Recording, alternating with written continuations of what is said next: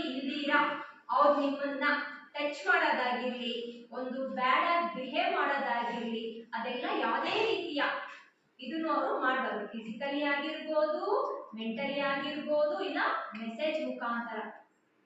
ಇವಾಗಿರ್ಬೇಕು, ಯಾವುದಕ್ಕೂ ಹೆದರಬಾರ್ದು ಅನ್ನೋದನ್ನ ಈ ಕ್ವಶನ್ ತಿಳ್ಕೊಂಡು ಈ ಕ್ಲಾಸಲ್ಲಿ ಅದ್ರ ಬಗ್ಗೆ ನಾವು ತಿಳ್ಕೊಳ್ಬೇಕು.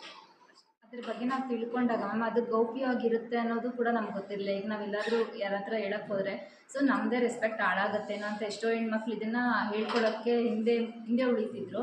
ಸೊ ಅದು ಗೌಪ್ಯವಾಗಿರುತ್ತೆ ಅಂದಾಗ ಇನ್ಮೇಲಾದರೂ ಹೆಣ್ಮಕ್ಳು ಮನ್ಸು ಮಾಡಿ ಅವ್ರಿಗೆ ಆಗಿರೋ ಪ್ರಾಬ್ಲಮ್ನ ಸಾಲ್ವ್ ಮಾಡ್ಕೋತಾರೆ. ಇವಾಗ ಹೆಣ್ಣು ಮಕ್ಳಿಗೆ ಮಾತ್ರ ಇರ್ತದೆ ಹಂಗೆ ನೆನೆಸ್ಕೊಂಡಿದ್ದೆ. ಇವಾಗ ಜೆಂಟ್ಸ್ಗೂ ಅದು ಹೆಲ್ಪ್ಫುಲ್ ಆಗಿರುತ್ತೆ. ಹಾಗಿದೆ ಇವತ್ತು ನಾನು ಕಲ್ತ್ಕೊಂಡೆ. ಪಾಶ್ ಅನ್ನೋ ಒಂದು ಆ್ಯಕ್ಟ್ ಇದೆ ಅನ್ನೋದೇ ಗೊತ್ತಿಲ್ಲ, ಅದು ಏನಕ್ಕೆ ಸಂಬಂಧಪಟ್ಟಿರೋದು ಅನ್ನೋ ಒಂದು ಸಿಂಪಲ್ ನಾಲೆಜ್ ಸಹ ನಮಗಿರಲಿಲ್ಲ. ಅದ್ರ ಬಗ್ಗೆ ಇವತ್ತು ಸ್ಕೂಲಲ್ಲಿ ತಿಳಿಸ್ಕೊಟ್ಟಿದ್ದಾರೆ. ಸೊ ಯಾರು ಒಂದು ವುಮೆನ್ ಆಗಿರಲಿ, ಒಂದು ಗರ್ಲ್ ಆಗಿರಲಿ, ಯಾರು ಬೆಸ್ಟ್ ಆಗಿರ್ತಾರಲ್ವ, ಸೊ ಅವರು ಎಲ್ಲಿ ಹೋಗಿ ಪ್ರಾಪರಾಗಿ ಅಪ್ರೋಚ್ ಮಾಡಬೇಕು ಅನ್ನೋದು ಒಂದು ಐಡಿಯಾ ಇರೋದಿಲ್ಲ ಆ್ಯಂಡ್ ತುಂಬ ಹೆದರಿಕೆ ಇರುತ್ತೆ. ಸೊ ಈ ಸಿಸ್ಟಮ್ ಹೇಗಿದೆ, ಹೇಗೆ ವರ್ಕೌಟ್ ಆಗುತ್ತೆ, ಇದರಿಂದ ನಾವು ಏನೆಲ್ಲ ಬೆನಿಫಿಟ್, ನಾವು ಯಾವುದೇ ಒಂದು ವುಮೆನ್ ಅರೈಸ್ ಆಗಿದ್ದಿದ್ರೆ ಸೆಕ್ಸುವಲಿ, ಸೊ ಯಾವ ರೀತಿ ಹೋಗಿ ಅಪ್ರೋಚ್ ಮಾಡಿಕೊಂಡು ಅವರು ಸೇಫ್ ಮಾಡ್ಕೊಬೋದು ಅನ್ನೋದ್ರ ಬಗ್ಗೆ ಇಲ್ಲಿ ಮಾಹಿತಿ ಕೊಟ್ಟಿದ್ದಾರೆ.